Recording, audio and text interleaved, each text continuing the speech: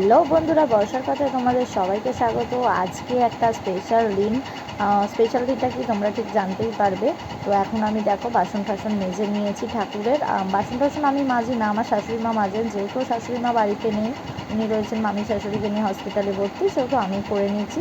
এদিকে এই জল চৌকিটাও মাজামুজি করে নিলাম। আমি আমার যজ্ঞ দাদা রথ সাজানোর ব্যবস্থা করে নিচ্ছি। দেখো যজ্ঞ দাদা রথটাকে আমি কী দিয়ে সাজাচ্ছি। রথটা যখন কিনে এনেছিলাম তখন এরকম ছিল, কিন্তু এরপরেও একটু সাজিয়ে নেবার ব্যবস্থা করে নিয়েছি। তো আমি পেপারগুলো কিনে এনেছি, কিন্তু রথটা কিনে দিয়েছে কিন্তু যজ্ঞ দাদার দিদা, মানে আমার মা। আর এই দেখো এই কাগজ টাগজগুলো এনে দিয়েছে বাবুনদা। তোমরা হয়তো অনেকেই চেনো, আমার বাড়িতে মাঝে মাঝেই আসে। আর যারা চেনো না তারা অন্য কোনো একটা ব্লগে দেখে নেবে। এই দেখো এটা এখন আমি লাগাতে গিয়ে ওটা খুলে পড়ে গেছে, ওটাও করে নেব। যাই হোক, দেখো কেমন হয়েছে আমার নিজে হাতে তৈরি যজ্ঞ দাদার রথ সাজানো। তৈরি নয়, সাজানো। আর এই যে দড়িটাও কিনে এনেছে, এই দড়ি দিয়ে টানবো যজ্ঞ দাদার রথ। দেখো কেমন করে যাচ্ছে, ছোট্ট একতলা রথ। মাম্মা এর থেকে বেশি জোরে টানতে পারবে না, মানে বেশি বড় রথ টানতে পারবে না, তাই জন্য এই রথটাকেই আমরা নিয়ে এসেছি। তো যাই হোক, দেখো চারিদিক থেকে আমি দেখিয়ে দিলাম রথটাকে কেমনভাবে সাজাতে চেয়েছি। যেহেতু আমি ন্যাচারাল পাতা ঠাতা পাইনি, এখানে কোথায় পাবো আমি ঠিক জানিও না, সেহেতু অনেক বছর আগে রথ ছেড়ে দিয়েছি না চালানো, যেহেতু এগুলো দিয়ে আমি করেছি। কেমন লাগলো তোমরা কিন্তু কমেন্টে জানিও। এবার ওই আসনের মধ্যে ঠাকুরেরই একটা পরিষ্কার কাপড় পেতে যজ্ঞ দাদাকে জামা পরিয়ে রূপোর চেন পরিয়ে আমি বসিয়ে দিয়েছি। মাম্মাও আমার সাথে ফল কাটতে বসে গেছে, যেহেতু যজ্ঞ দাদার পুজো বলে আজকে কথা, তো ওই জন্য দেখো আমি এখন ফল কাটতে বসে গেছি। তো আজকের এই পুজোর পেছনে অনেক কাহিনী তোমাদেরকে সাথে আমি শেয়ার করব, কিন্তু আমি ভয়েসগুলো দিলাম না, কারণ আমার ভয়েসগুলো কিছু শুনতে পারবে না, বড্ড আস্তে আস্তে কথা বলছিলাম, তাই জন্য হয়তো শুনতে পারবে না বলে তোমাদেরকে এইভাবে আমি ভয়েসগুলো দিয়ে যাচ্ছি। আমি বেশ কয়েকদিন ধরে যজ্ঞ দাদার স্বপ্ন দেখছিলাম, যজ্ঞ দাদা, বলরাম দাদা আর আমার সুভদ্রা দিদি। তো সেহেতু আমার ইচ্ছা হয়েছিল রথটাই আমি এইভাবে করব। আমি স্নানযাত্রার পুজোই করতাম, কিন্তু স্নানযাত্রার পুজো করলাম না, কারণ তখন অমাবস্যা চলছিল।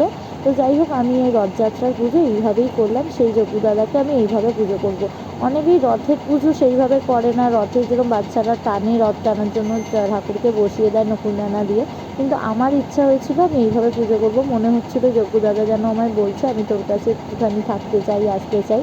তো সেহেতু আমি এইভাবে পুজো করলাম। ফলার দিয়েছি, আর এখানে দেখো মালপোয়া আর একটু চিনি আর সন্দেশ দিয়েছি। আমার মা বলেছে মালপোয়া মানে একটু চিনি নাকি ঠাকুরকে দিতে, চিনি আর কলা।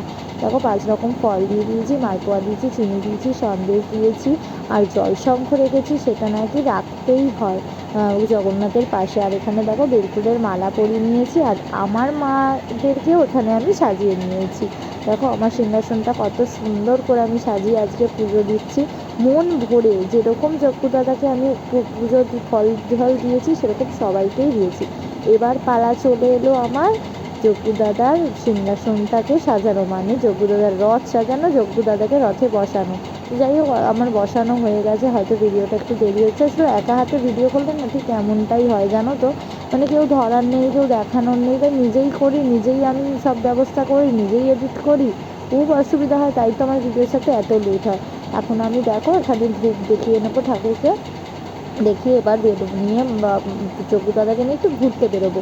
আমি, মাম্মা, আমার মা, আর আমাদের পাশের বাড়ি মানে আমার ভাসুরের মেয়ে, আমার পিসি শাশুড়ির ছেলে মেয়ে, আমরা সবাই একসাথে মিলে বেলুড় মঠে যাব।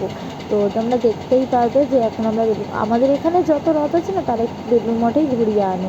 কারণ দেখো ওটাও তো একটা প্রতিষ্ঠান না। আর আমি ধূপকাঠিটা না ভেতরে দিইনি, কারণ রাস্তাঘাটের বলা যায় না, বাচ্চারা চালাবে, ব্যাপার ঘরে এসে নিতে পারবে। এই যে দেখো মাম্মার প্রথম রথ চালানো, জাস্ট মানে কি বলবো, এটা আমার কাছে স্মৃতি, তাই জন্য আরও বেশি করে তুলে রেখেছি। আর তার থেকেও বড়ো কথা, আমার যজ্ঞ দাদা রথে বেরোচ্ছে। কী জানি কেন কয়েকদিন ধরে এত বেশি আমার মানে যজ্ঞ দাদার প্রতি টান বেড়েছে না, আমি বোঝাতে পারবো না। তোমরা হয়তো সবাই বলবে এগুলো ভাঁওতা কথা, এগুলো ভণ্ডামি কথা, মানে এইসব হয়তো অনেকেই বলতে পারো, কিন্তু না, সত্যি সত্যি আমার মন থেকে যেন যজ্ঞ দাদার প্রতি একটা আলাদাই অনুভূতি আসছে। কী করে যে তোমাদের বোঝাবো, যাই হোক, বোঝানোর কথাও নয়, ভগবানের অনুভূতি যার যার মনে থাকা ভালো।